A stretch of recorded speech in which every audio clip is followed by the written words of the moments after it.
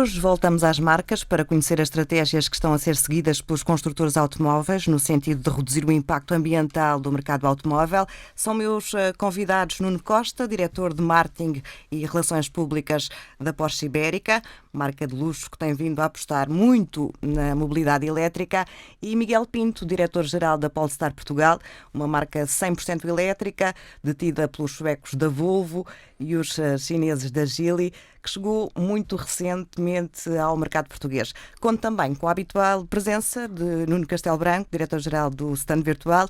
Olá, sejam bem-vindos. Rita, muito obrigado. Antes de darmos início à nossa conversa, peço-lhe, Nuno, que nos dê conta dos últimos dados de mercado. Há uma queda na procura, mas os elétricos continuam com um sinal positivo, é assim? Os usados este mês estão relativamente estabilizados. Onde nós sentimos uma queda que é mais significativa é nos novos. Os novos caíram cerca de 16%.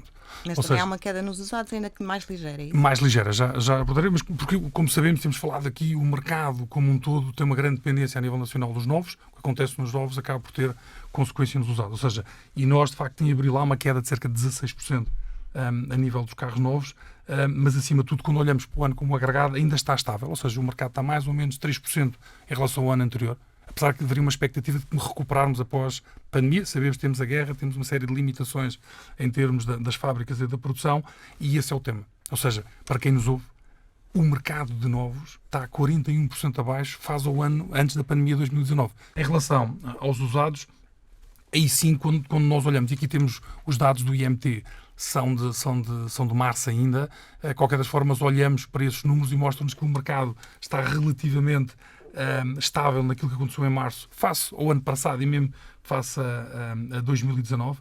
A questão aqui que se levanta é quando vimos num agregado do ano, já aqui sim, ao contrário do que falávamos, uma ligeira recuperação do mercado, à volta de 12%. No entanto, quando olhamos para o ano pré-pandemia, é cerca de menos 12%. No entanto, eu dava aqui uma nota para os nossos ouvintes, que é, não se esqueçam que no início do ano passado também tivemos um lockdown, não foi tão grave como o primeiro, mas que fez uma retração. E aí, mostrar que os usados mesmo assim estão mais 12%, tem a ver um bocadinho com neste primeiro trimestre. Agora, de forma global, acho que são notas que acho que as pessoas que nos ouvem devem ter esta atenção, que de facto os carros usados, os carros novos não estão a sair, o que vai gerar limitações nos usados. É normal que as pessoas esperem, em alguns carros, 9 meses, 12 meses para poder receber, e depois isto acaba por ter consequência nos carros usados, porque depois não há carros dados à retoma, não há carros no renta-car, não há carros tantos nas gestoras de frota, o que vai produzir menos carros usados em Portugal. Ou seja, estamos nesta evolução. Agora a expectativa é ver como é que, se há ou não uma recuperação em termos da produção, que depois poderá ajudar no mercado, mas para já as perspectivas não são particularmente positivas, no sentido deste ano poderia ser melhor do que o ano passado. Há vários fatores a contribuir para isso, imagino. Sem dúvida, ou seja, a guerra per si levanta aqui um tema estrutural. No entanto... A falta de confiança. Exatamente, mas não só a falta de confiança, mas o que está a acontecer agora é a própria guerra tem impacto numa série de construtores, que começa a crise que já havia a nível dos componentes está-se a agravar. E por isso há acordos de produção. Eu próprio tenho estado a falar com vários CEOs para ver como é que está o resto do ano, o que faz com que, de facto, há uma grande limitação. Quando nós olhamos para os novos, isto é muito difícil ultrapassar, porque nós em Portugal, para além da Auto-Europa, não temos mais produção, não conseguimos alterar. No entanto, é interessante ver a reação, e as pessoas em Portugal vão-se aperceber disso, de que o mercado dos usados está a reagir positivamente numa ótica de importar mais carros, sabendo que, eventualmente, a Ucrânia, as Polónias, as Roménias poderão estar a importar um pouco menos da Alemanha, o que faz com que Portugal está a importar pela falta de carros usados, está-se a tentar resolver o problema. Poderá não ser uma solução, porque já houve um crescimento muito grande, 40% em termos dos importados usados, e agora alguma travagem. Nos novos, é algo que provavelmente vamos ter alguma dificuldade, porque não depende, não temos fábricas. E agora, a guerra teve essas limitações. Deixava só mais uma nota em termos de olhar para o mercado, porque também é interessante, e falámos sobre isto, e há uns meses atrás, mesmo nós, demos muito eco a isto, para que as pessoas entendam que é os preços, por exemplo, dos carros usados, o ano passado, no segundo semestre, subiram cerca de 20%. Estamos agora numa fase de maior normalização.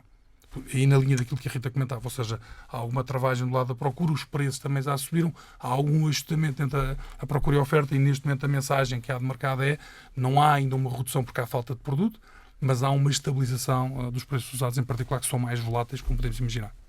Hoje vamos voltar a falar de carros elétricos e esses continuam com um sinal positivo, o interesse mantém-se. Já aqui muito temos falado sobre a meta que muitas marcas e até governos já se comprometeram para o princípio do fim dos motores a combustão, o ano 2030.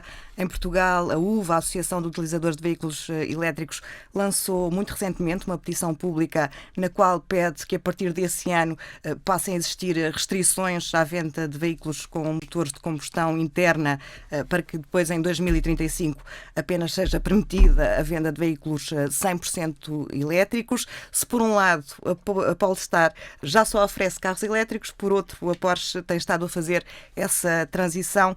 Parece-vos execuível a meta de 2030? Bom, antes de mais agradecer o convite à Rita e cumprimentar também o Nuno e dar aqui um grande abraço ao Miguel, que foi meu colega durante alguns anos na Porsche e que fez uma carreira fantástica em todo o lado onde esteve. Obrigado.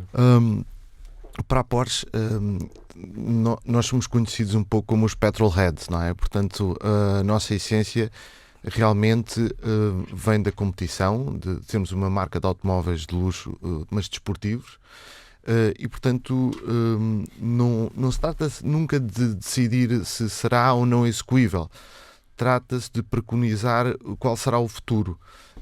E numa altura em que talvez não havia tantas marcas assim a apostarem nos elétricos, uma marca nicho como a Porsche, que representava, por exemplo, no mercado português 0,2% da cota, não é, do mercado total, apostou nos elétricos e na eletrificação da sua oferta, e hoje em dia posso dizer que o Taycan é o modelo mais vendido do nosso portfólio, ou seja, com sensivelmente 800 automóveis vendidos por ano.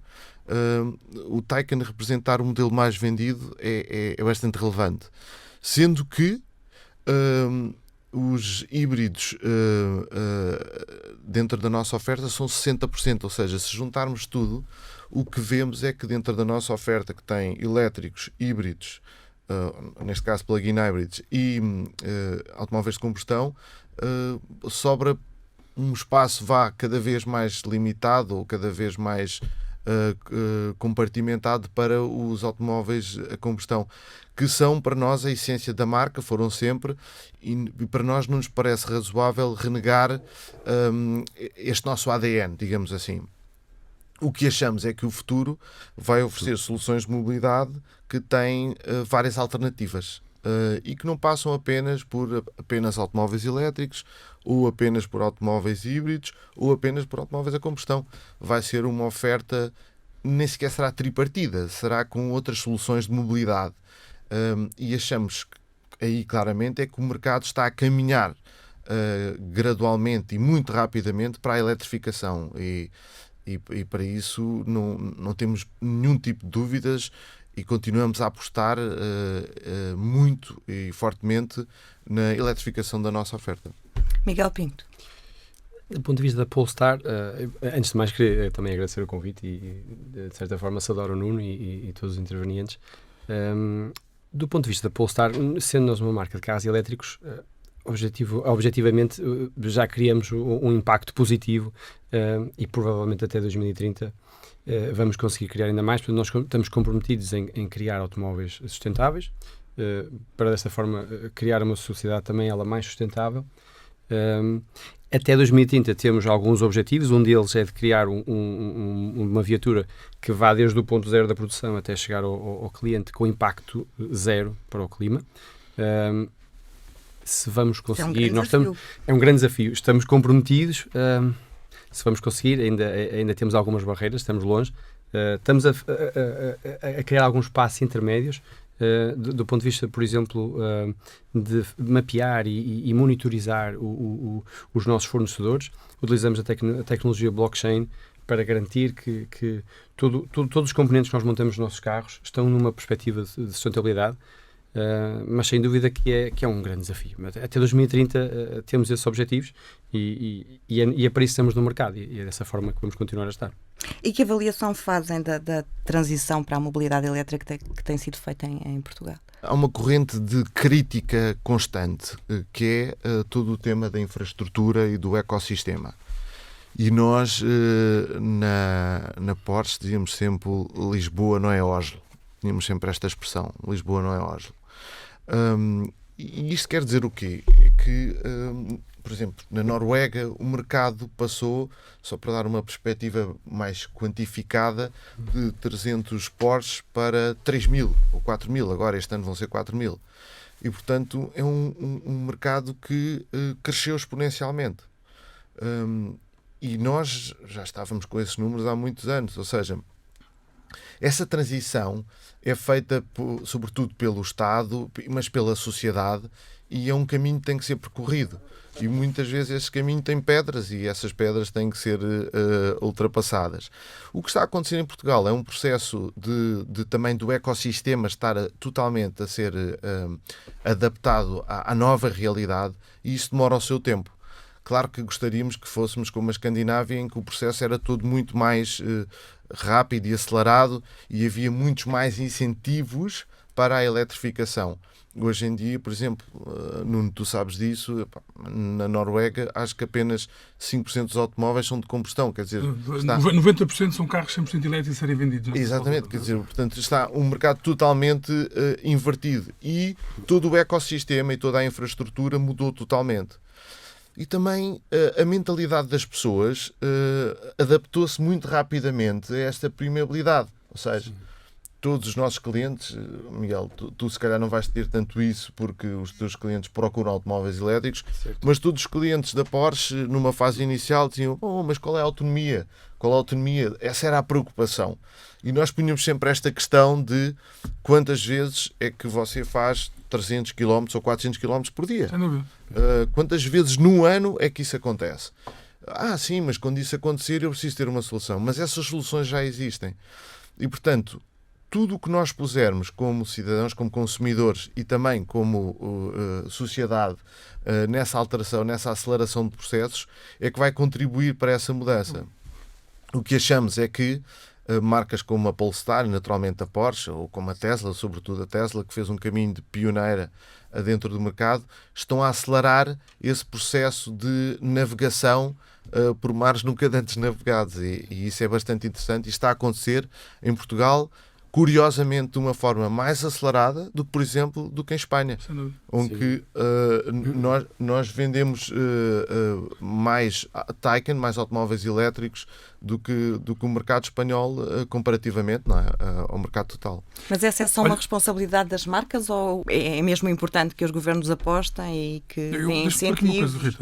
Eu acho que o Nuno está a tocar aqui num ponto absolutamente chave e eu acho que nós próprios, e temos feito aqui também neste barómetro alguma desmistificação deste tema, que é, ponto número 1, e quando estamos a falar de Portugal e quem nos ouve aqui, os nossos ouvintes, estamos em Portugal. E acho que nós temos de ter consciência, e o exemplo que o Nuno Carmo Costa comentava aqui em relação à Noruega e os países do norte da Europa, Portugal está no top 10 em termos de readiness para carros elétricos. Ou seja, nós mesmo assim, e por isso o Miguel, que chega aqui para liderar a Polestar, vem para um país que, apesar de ser do sul da Europa, somos um país de energias alternativas, muito virado, ou seja, estamos no top 10, isto para começar. E depois o Nuno comentava que há alguns mitos e que nós estamos a trabalhar, e o objetivo também das conversas que temos aqui, desmistificá-los. E eu trazia aqui um exemplo que na semana passada tínhamos cá o Henrique Sanches da UVE, e algo que nós partilhámos também no webinar desta semana, é uma nota muito simples, que diz quanto é que custa conduzir um carro aos 100 km se ele for a combustão ou a gasolina ou elétrico. E a diferença é abissal. Ou seja, nomeadamente, se eu tiver isto, um carro a gasolina tem aqui cerca de 12 euros, assumindo 5,6 litros aos 100, e por isso os carros nem todos fazem isto, que se carregar em casa são 2 euros. Ou seja, a diferença de ser fora ou em casa são de 12 para 2. Ponto número 1. Mas isto tem a ver com uma coisa que o Bruno estava a dizer, que é muitas das pessoas que hoje entram para os carros elétricos até têm condições de ter uma wallbox em casa. A pessoa, se conseguir ter um carregador em casa, todo este mito da infraestrutura externa é 10% da sua preocupação. É como nós que temos um telemóvel, aos nossos ouvintes, as pessoas carregam o telemóvel sempre à noite em casa. E o carro está carregado, ou nem todas as noites é necessário carregar. Ora, claramente, quando se faz uma viagem ao Porto, ou uma viagem ao Algarve, se calhar é preciso planear. Isso é ligeiramente diferente do carro a combustão. Mas, de resto, a questão das pessoas que começarem a entrar nos elétricos, e há muitas já a entrar, e as marcas também a darem soluções em relação a soluções de carregamento em casa, isto vem resolver 90% dos problemas. Com certeza, mesmo a nossa infraestrutura não sendo ainda ideal, já é significativa. Por exemplo, eu próprio tenho andado de elétrica a experimentar sem ter carregador em casa e percebo que é possível. Aqui ou ali pode haver algumas dificuldades. Por exemplo, esta semana também, ou durante agora 2 meses, coloquei toda a equipa do stand virtual com carros elétricos na mão para eles experimentarem e que as pessoas usem infraestrutura pública.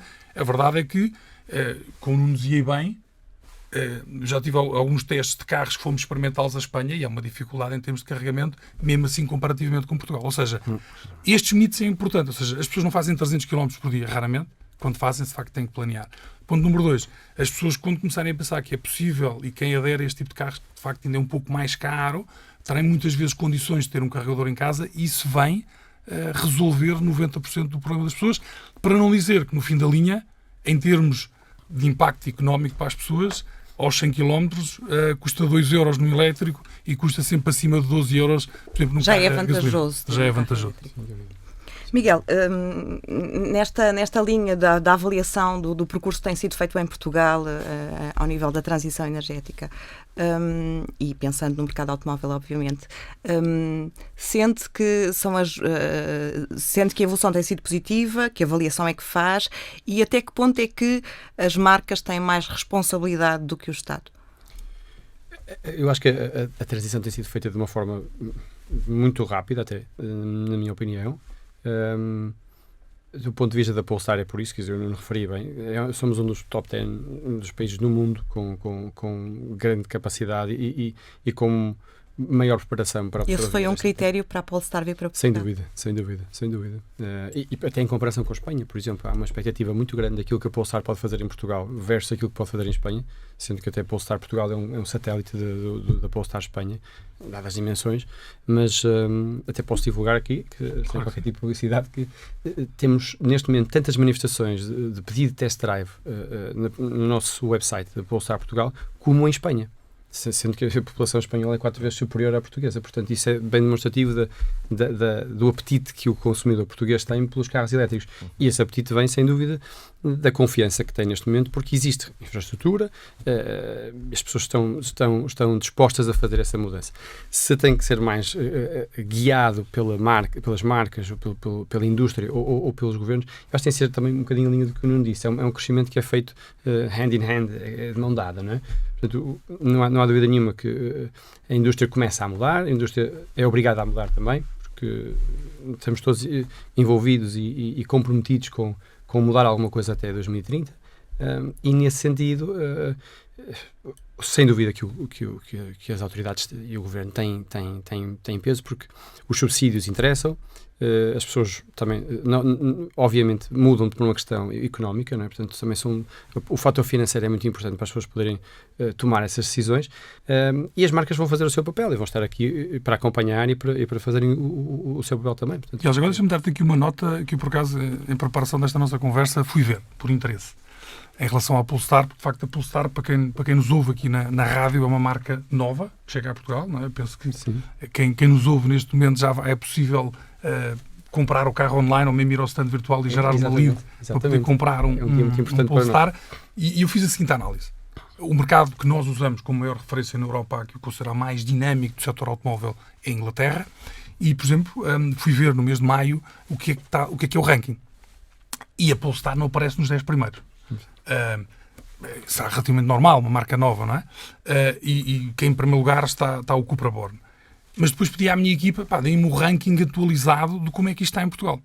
E por acaso para mim também foi surpresa, mas a verdade é que a Polestar já aparece nos 10 primeiros. Uma marca ainda não começou a ser... Vejam a apetência de quem nos ouve, da maior parte das pessoas, dos nossos ouvintes, que têm para carros elétricos e para marcas, neste caso uma Polestar com uma abordagem mais à la Tesla, e será interessante falarmos disso, de venda online, de carros 100% elétricos. A Polestar aparece no top 10 já, em 9º lugar. E, by the way, a troca é tão grande que o número 1 que está em Inglaterra nem sequer está nos 10 primeiros em Portugal. É uma alteração das preferências dos consumidores. Mas, no entanto, acho que é muito interessante, a linha que tu estás aqui a falar do lançamento da marca, perceber como os portugueses, de facto, reagem e aderem muito bem a toda esta vertente de carros elétricos e destas novidades. O Nuno Costa falava também da aposta que as marcas estão a fazer. A Porsche, por exemplo, inaugurou um parque de carregamento enorme na Alemanha. Passa também por aí. Passa também pela resposta que as marcas podem dar no pós-venda. Sim, sobretudo passa por todo o nosso ecossistema, como eu comentava, estar convertido. Nós nunca poderemos vender um automóvel elétrico a um cliente se nós próprios não estivermos preparados para essa viagem, não é? E essa Customer Journey passa pela facilitação e simplificação de processos. O que a Porsche AG está a fazer, no fundo, é explorar os negócios paralelos e as potencialidades dos automóveis elétricos. Não só a nível de estações de carregamento, como de parques de estacionamento e como aplicações móveis. Aquilo que o Nuno há pouco dizia ninguém compra um automóvel deste valor sem fazer contas, não é? Já o 911, o Panamera, poderia ser a mesma coisa, e neste ainda é mais particular. Curiosamente, em Portugal, e como tu dizias muito bem, Nuno, temos esta particularidade de termos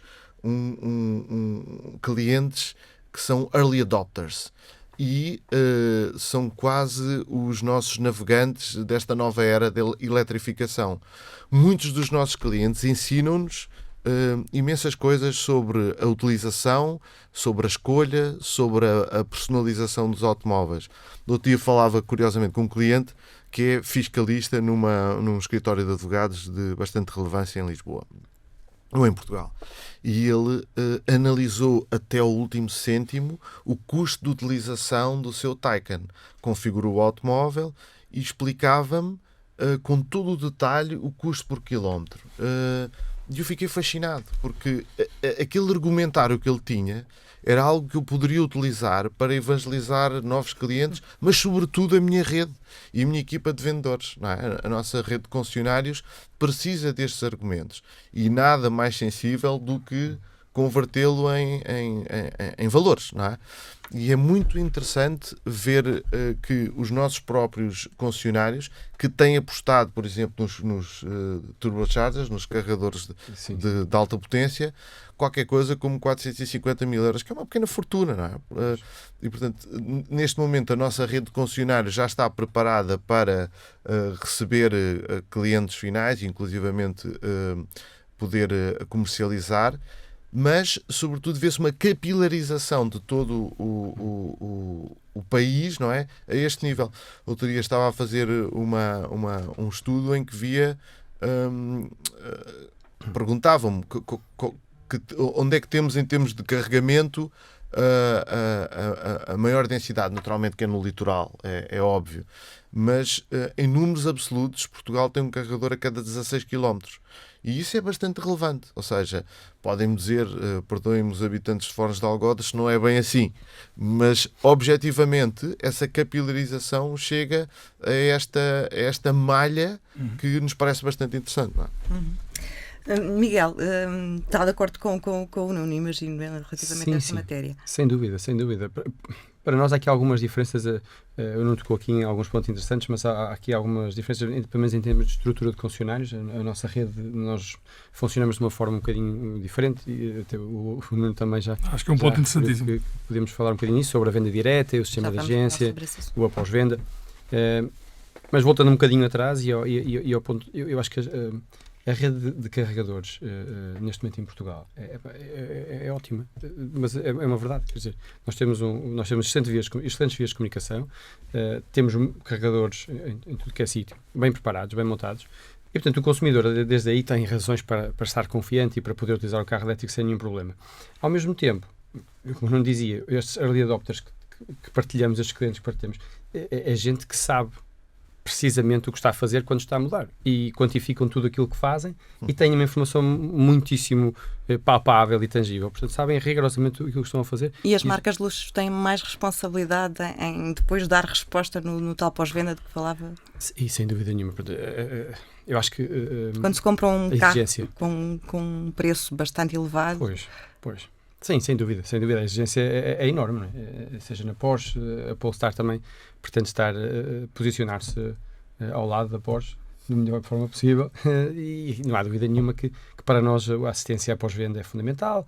Nós também procuramos inovar um bocadinho na experiência que o cliente tem connosco, desde o momento em que nos descobre por algum motivo até o momento em que decide comprar um carro connosco e depois todo o percurso de utilização. Uma experiência premium, sem dúvida, é isso que tentamos passar aos clientes. E nesse sentido, as marcas premium têm mais responsabilidade ou têm mais interesse ainda de que a utilização de carros elétricos seja super conveniente. Que um cliente que compra um carro, ou que há 10 anos comprava um carro de 50 ou 100 mil euros, neste momento compra um carro elétrico de 50 ou 100 mil euros e tem o mesmo prazer de utilização, conveniência e, portanto, que é... Quanto ao custo de manutenção, é mais baixo? Sim, um carro elétrico tem custos de manutenção inferiores. Portanto, também interessa às marcas oferecerem outros serviços. Sem dúvida, temos que, de certa forma, diferenciar-nos e acrescentarmos ali algo mais para os clientes também sentirem que estão... E, no fundo, eu diria que o futuro das marcas passa não só por vender o automóvel, como vender um pacote de serviços. E esse pacote de serviços passa por aquilo que se fala tantas vezes, as pessoas dizem, mas o que é que a digitalização tem a ver com o setor automóvel? Passa justamente por esse pacote de serviços, de uma pessoa poder pegar no seu telemóvel e dizer, bom, eu tenho que ir a sítio X, imaginem ao teatro, onde é que eu posso estacionar, quanto é que custa a hora de estacionamento, ou o minuto de estacionamento, quanto é que custa o carregamento, e a partir daí quanto é que custam os outros serviços que podem ser agregados. E no fundo o que vai acontecer nas aplicações das marcas é que elas fazem um tailor-made daquilo que são as necessidades do cliente. Imagina num centro urbano onde não haja grandes dificuldades de estacionamento, se calhar ele não procura essa hipótese do menu da sua aplicação, mas imagina numa cidade como Lisboa ou no Porto, ou seja onde for, essas opções têm que estar todas disponíveis e, portanto, no final do mês o que ele vai receber é, no fundo, aquilo que recebe talvez na sua conta da aplicação das aplicações do iTunes, ou seja, do que for, não é? O que é que consumiu, como é que consumiu e onde é que pode ser mais competitivo. A partir dessa personalização e dessa interseção de interesses que o cliente e de utilização que o cliente tenha, depois vai haver a possibilidade de lhe oferecer outros serviços complementares. E isso é muito interessante. Se a pessoa tiver um caminho que percorre todos os dias, ele vai começar a sugerir-lhe algumas ofertas que podem estar associadas, não é? Sei lá, hoje o café está mais barato nesta bomba de gasolina. Mas eu não preciso de depois o cliente diz, mas eu ando de elétrico, não quero uma bomba de gasolina. Justamente para que haja essa possibilidade de interseção de oferta. Nós sabemos que as bombas de gasolina também vão começar a fazer essa conversão. Na Alemanha já há esta lei, como tu sabes, que impõe X postos de carregamento por cada... E caminhamos para o mesmo, como sabes. Exatamente. Aqui vai ser a mesma coisa. O Nuno Castelo Branco, como diretor-geral do stand virtual, acompanha com atenção o mercado automóvel e as apostas das marcas. O que é que sente? As marcas estão alinhadas? Estão a seguir estratégias semelhantes ou nem por isso? Rita, e as pessoas que nos ouvem se calhar são sensíveis àquilo que eu vou dizer, que é, eu acho, e tenho muito orgulho e por isso voltei a Portugal, eu acho que na linha do que o Nuno Carmo Costa comentava, claramente Portugal tem um contexto de as pessoas serem early adopters. Ou seja, eu acho, inclusive, e aquilo vê-se neste momento no stand virtual na secção de novos, onde se vêem as tendências, eu acho que os consumidores estão à frente das marcas. Eles os dois que falam todo o dia com as suas equipas de vendas percebem que os consumidores hoje... Ou seja, os consumidores é que estão à espera de respostas. Os consumidores às vezes chegam lá e sabem quase mais, sabem da concorrência daquele carro já a comparar, ou seja, nós estamos com uma pressão enorme. Eu estava aqui a assistir, estava a entrar mensagens sobre o inquérito que estamos a fazer aos clientes, do que é que eles querem mais no stand virtual de carros novos, e as pessoas querem comparar os carros.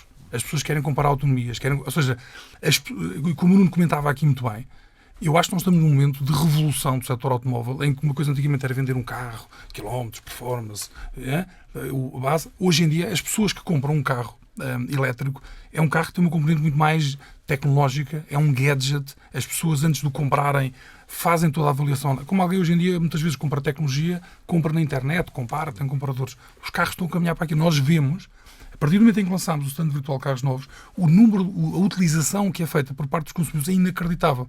Já porque, com certeza, ali dá uma coisa que o mercado não dava até agora, num único sítio, comparar tudo. E as pessoas procuram isso. Não é? E por isso as pessoas, há um momento de revolução. E depois, claramente, as marcas vão evoluir para vender mais coisas. Ou seja, o carro está cheio de tecnologia. Uma pessoa, às vezes, não sei exatamente aqui no caso destas duas marcas, mas há exemplos que é muito evidente em que eu chego de manhã, o software do carro teve um upgrade e eu tenho 4 ou 5 features novos. Isto não acontece num carro tradicional a combustão. É como fazer o upgrade. Todos nós temos hoje em dia smartphones, não é? É feito o upgrade e tem mais 3 ou 4 features novos. Às tantas, o carro já abre as portas sozinho, o carro já fala só de qualquer coisa do género, fora de brincadeira. Ou seja, mas é uma revolução enorme e que o interessante é que os próprios consumidores lideram. O número de perguntas que nós temos, que as pessoas têm e que querem saber e que nos pedem naquilo que é o Centro Virtual de Carros Novos, são as pessoas que nos estão a pedir mais features. Porque as pessoas claramente investem cada vez mais tempo online para comprar um destes carros. Com certeza o test drive é importante, esse contacto, mas as pessoas fazem muito mais trabalho a montante.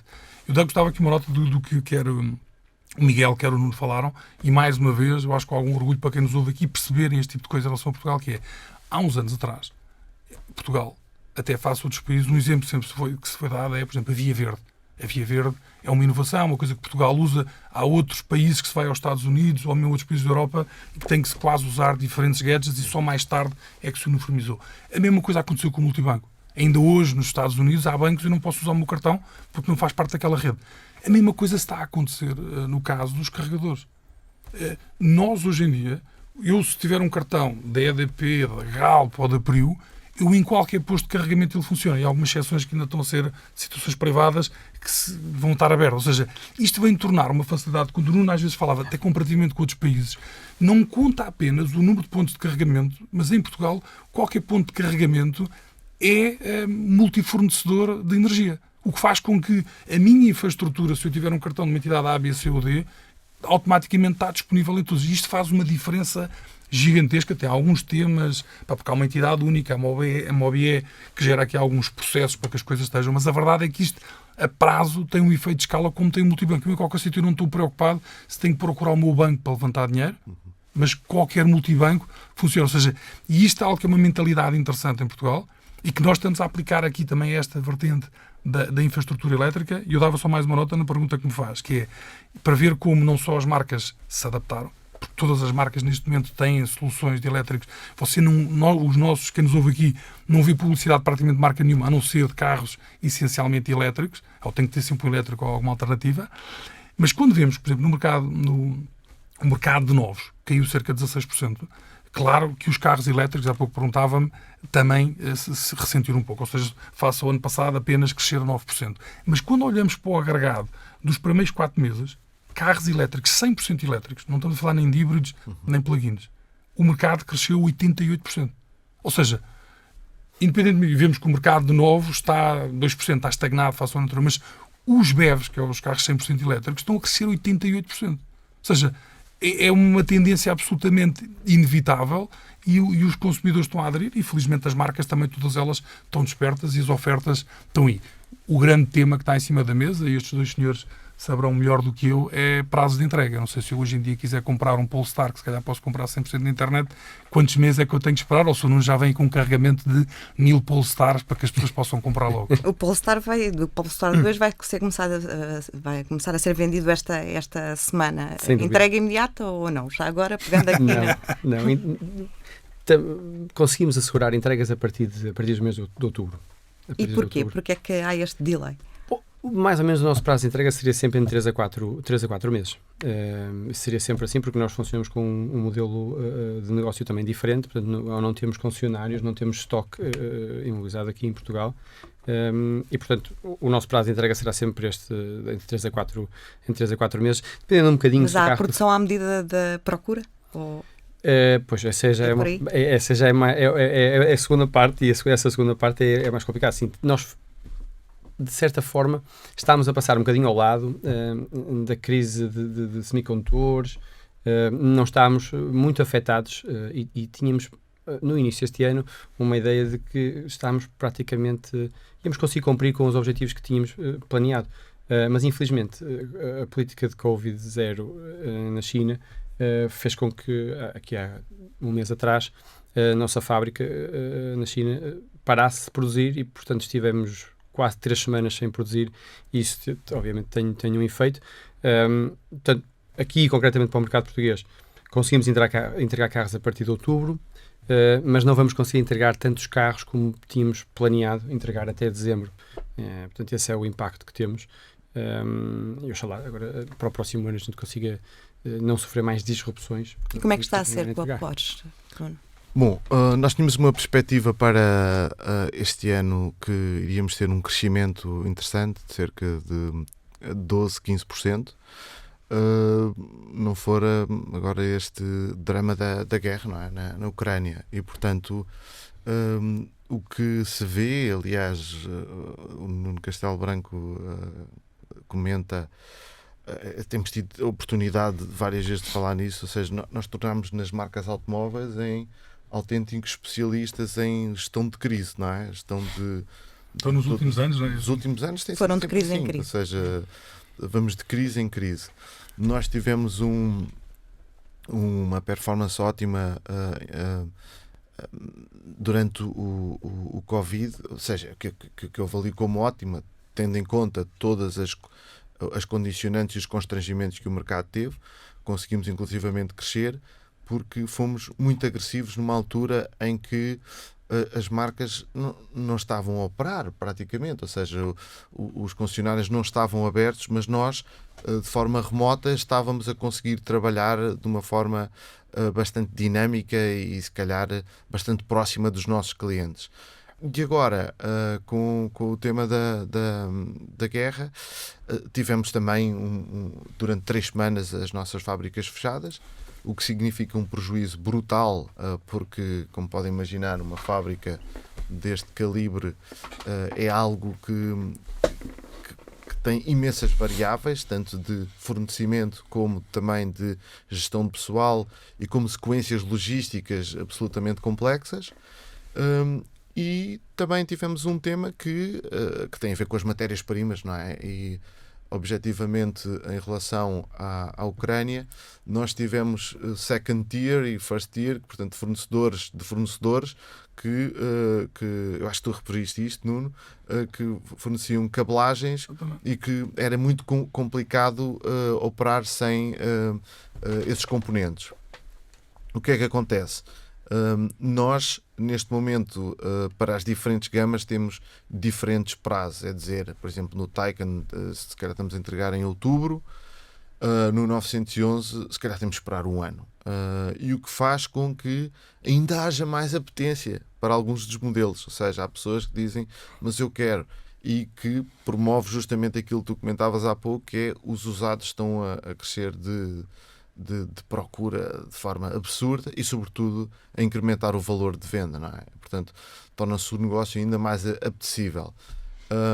O que nós temos tentado fazer também é falar com mercados que estão sob pressão, nomeadamente a China ou a Rússia, por exemplo, a Rússia, onde deixámos de operar, foi uma decisão do Board of Management, e também na Ucrânia, que não fazia sentido, e, digamos, numa dinâmica de assembleia entre as subsidiárias, cada vez que há cotas nós levantamos a mão. A versão mais barata do Polestar 2, de que já falámos, custa, salvo erro, 49.000 euros. Quanto é que custa o modelo mais barato da Porsche?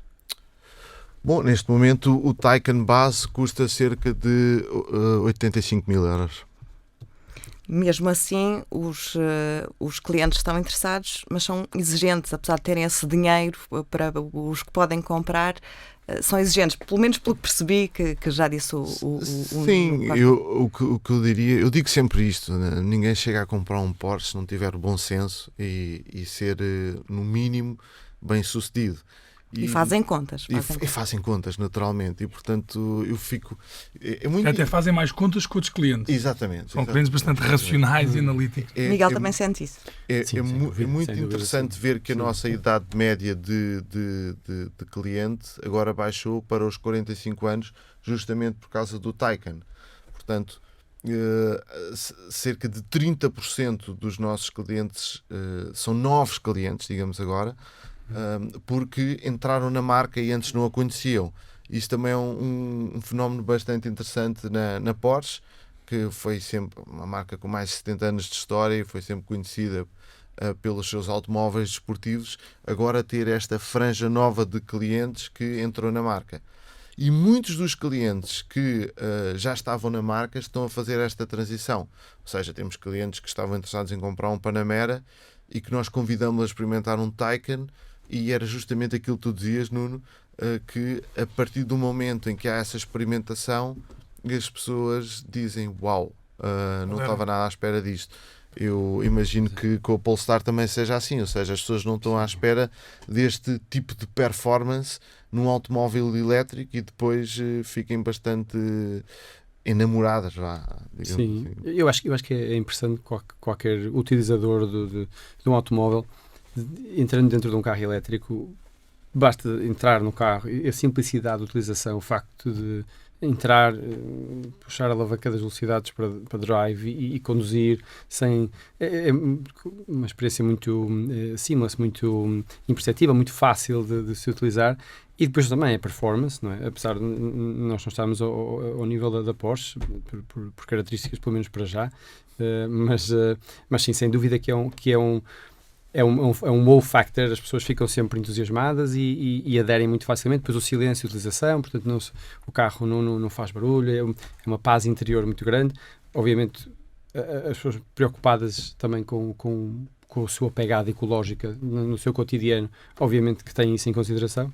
Portanto, eu acho que os carros elétricos têm muito potencial. Muito rapidamente, para terminar, quanto às estratégias de venda, já aqui falámos sobre isso, a Polestar acredita que a estratégia de venda passa pelos 100% online, sem concessionários. Sim. É esse o futuro, Miguel?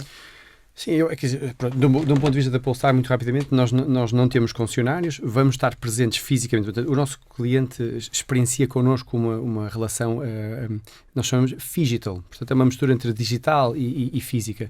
E apesar de nós sermos uma marca digital, temos também a consciência de que os clientes precisam de ver, tocar e experimentar os nossos carros. Portanto, nós vamos estar presentes no mercado fisicamente em instalações, uma no Norte e outra na zona de Lisboa, em algo que nós chamamos destinations ou spaces, que é aquilo mais parecido que nós podemos considerar com os showrooms, com os stands ou concessionários de automóvel.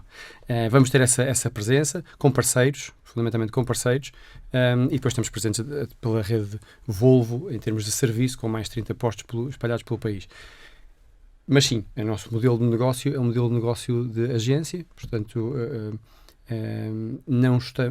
os clientes compram diretamente online, nós interagimos diretamente com os clientes através da nossa própria estrutura, e eu creio que não somos os únicos, e há muitas marcas a caminhar nesse sentido, e é sem dúvida um modelo em que acreditamos. A Porsche caminha nesse sentido ou vai continuar a apostar na venda mais personalizada, no contacto direto com os clientes?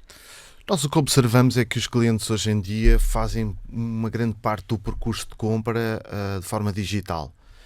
Naturalmente que na parte final, no momento de compra, digamos assim, precisam dessa interação. E nós fazemos questão também de participar nesse processo, porque achamos que podemos agregar mais valor e acompanhá-lo também nessa fase final. Mas o futuro é esse, o futuro é sobretudo digital.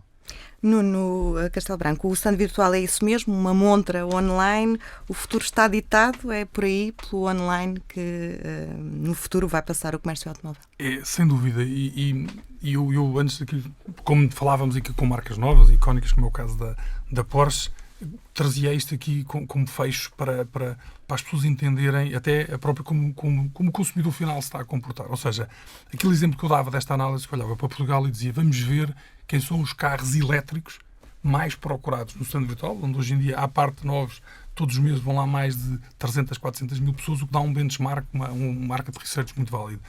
E eu acho extraordinário, e acho mesmo extraordinário, como é que uma marca que ainda não foi lançada, como é a Polestar 2, por exemplo, aparece à frente daquilo que é uma marca mais icónica, que já se vê aí nos elétricos, que é o Tesla Model 3. No research que temos de maio, este carro que ainda não está a ser comercializado, só será possível ser vendido em outubro, já tem mais procura no stand virtual novos do que, por exemplo, o Tesla. E quando há pouco falávamos aqui das dificuldades também de entrega, é interessante, e foi um carro que tem tido muito sucesso, tem tido muita visibilidade por parte daqui, ainda recentemente tinha uma entrevista com o diretor-geral daqui, o João Seabra, e ele dizia-me, nesta altura, só em 2023 é que nós temos EV6 para entregar. Mas não é por isso, e as pessoas sabem isso neste momento no mercado, que é quase destacadamente o carro número 1 do ranking dos portugueses em termos de procura e tendência. Ou seja, este elemento, que qualquer um deles aqui comenta, da questão dos prazos de entrega estarem muito longos, às vezes até gera mais apetência às pessoas, porque todos os carros mais procurados neste momento, dificilmente, então nos elétricos, dificilmente se vai conseguir um carro a menos de 6 meses. E por isso é algo garantido. Agora, é interessante, imaginemos, se não fôssemos early adopters e as pessoas não estivessem disponíveis para esta nova vaga, as pessoas se calhar dizem, está bem, então vou para um combustão. Agora, e as pesquisas dos outros que chegam. Agora, a verdade é que os portugueses, e quem nos ouve, de facto, continuam interessados em carros que vão demorar algum tempo.